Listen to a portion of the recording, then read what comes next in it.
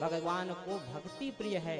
जिसके हृदय में भक्ति का वास होता है भगवान उसी को मिल जाते हैं। भगवान पर जाति पाति का कोई प्रभाव नहीं, बड़े छोटे का कोई प्रभाव नहीं, किसी प्रकार के जीव जंतु का कोई प्रभाव नहीं। भगवान तो कहते हैं कि जिसके अंदर भक्ति है, जिसके मन में श्रद्धा है, भगवान उसी को प्राप्त होते हैं। कि निर्मल मन जन सो मोहि पावा, निर्मल मन जन सो मोहि पावा। मोहि कपट छल छिद्र न भावा, मोहि कपट छल छिद्र न भावा।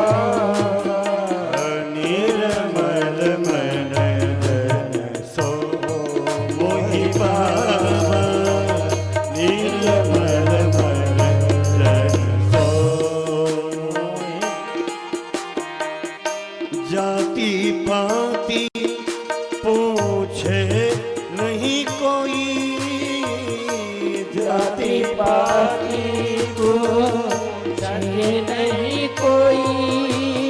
जाति पाति पूछे नहीं कोई, जाति पाति पूछे नहीं कोई। हरि का भजन सो हरि का होई, हरि का भजन सो हरि का होई, हरि का भजन सो हरि का होई, हरि का भजन सो हरि।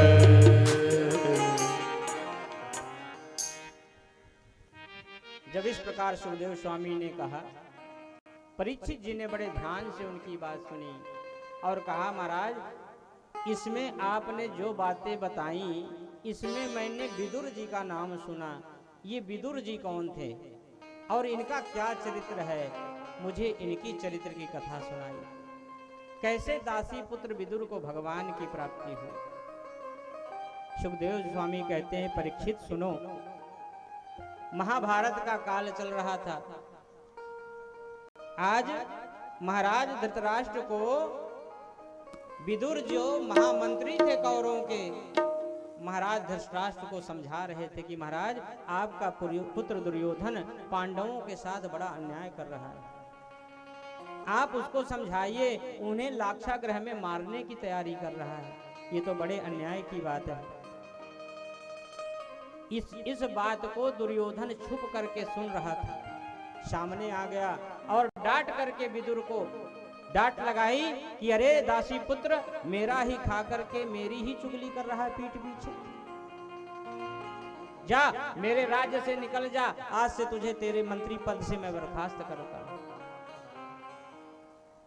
विदुर ने वहीं पर मंत्री पद का त्याग किया और कदली वन में जाकर के पर्णकुटी बना करके दोनों पति पत्नी वहां पर जो है निवास करने लगे।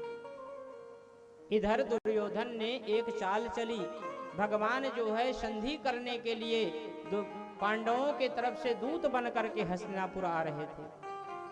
भगवान के आने की प्रसन्नता में दुर्योधन ने क्या चाल चली, पूरे हस्तिनापुर को दुल्हन की तरह सजा दिया और उनके स्वागत की इतनी भव्य तैयारी करी भगवान कृष्ण के कि जिससे उनका स्वागत, मेरा स्वागत देख करके कृष्ण मेरी पक्ष में ही बात करेंगे। लेकिन जब भगवान कृष्ण हस्तिनापुर पधारे, जब विदुर को इस बात का पता चला, महाराज विदुर ने अपनी पत्नी से कहा कि सुना है आज कल कृष्ण जो है हस्तिनापुर आ रहे हैं, इसलिए हस्तिनापुर की नगरी बड़ी साज सज्जा के साथ सजाई जा रही है। महाराज उनकी पत्नी बोली, तब तो हमें भी भगवान के दर्शन करने चलना चाहिए, लेकिन इतनी भीड़ भाड़ में हमें अब दर्शन कैसे होंगे, आपका मंत्री पद तो रहा नहीं। विदुर जी ने कहा, क्यों चिंता करती हो, हम उन्हें भले ना देख पाए लेकिन वो हमें अवश्य देख लेंगे। भगवान कृष्ण की रथ यात्रा आई, दुर्योधन ने जगह जगह पर उनके स्वागत में फूल मालाएं बिछा रखी थी, जगह जगह पर फूलों की वर्षा हो रही थी। लेकिन उस फूलों की वर्षा में, उस भीड़ भाड़ में कृष्ण की जो आंखें हैं वो दुर्योधन को ना देख करके किसी और को ढूंढ रही थी।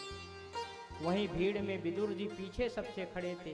कहते हैं दुर्योधन ने, भगवान कृष्ण ने विदुर जी को देखा, दोनों की आंखें एक दूसरे से टकराईं और मानो भगवान ने इशारों में कह दिया कि मैं दुर्योधन के घर से तुरंत वापस होकर के तुम्हारे घर आऊंगा। इधर जब वहां पर भगवान पहुंचे, दुर्योधन को सारी बात बताई कि दुर्योधन तुम युद्ध की विभीषिका को समझ नहीं रहे हो, युद्ध करना चाहते हो, अरे कितनी माताएं विधवा हो जाएंगी, तुमने अभी देखा नहीं कि युद्ध कैसा होता है, कितनी औरतें विधवा होंगी, कितनी माताओं के पुत्र छीन लिए जाएंगे, कितने पुत्रों के पिता का साया उनके सिर से उठ जाएगा। दुर्योधन अभी तुम युद्ध ने तुमने किया ही कहां है युद्ध, मेरी बात मान लो।